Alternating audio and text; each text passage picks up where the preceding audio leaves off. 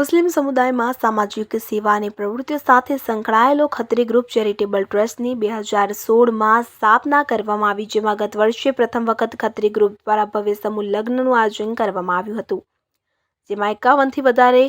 વરવધુઓ લગ્ન તાંતણે બંધાયા હતા, જેમાં 1 વર્ષની ભવ્ય સફળતા બાદ આ બીજા વર્ષે પણ ખત્રી ટ્રસ્ટ દ્વારા સમૂહ લગ્નનું ભવ્ય આયોજન કરવામાં આવ્યું।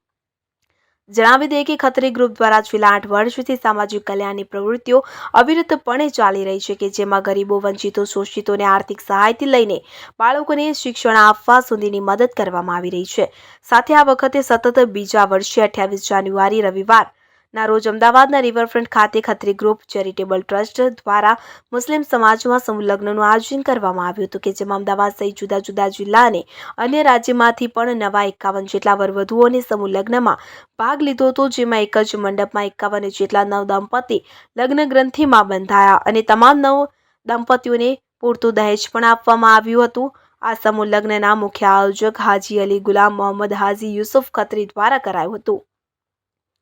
જેમાં કોંગ્રેસના જમાલપુર ખાડિયાના ધારાસભ્ય ઇમરાન ખીડાવાલા, પૂર્વ ધારાસભ્ય ગ્યાસુદ્દીન શેખ, પૂર્વ ધારાસભ્ય હિંમતસિંહ પટેલ તેમજ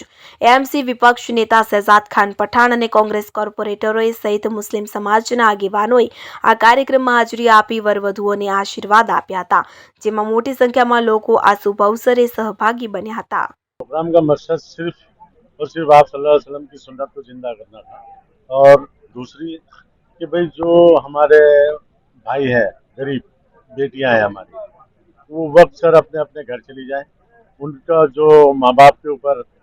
प्रेशर है वो कम हो जाए और गरीब का काम निकल जाए, बस इसी नियत से हमने ये प्रोग्राम रखा। सुलेमान शेख, पश्चिम न्यूज़, अहमदाबाद।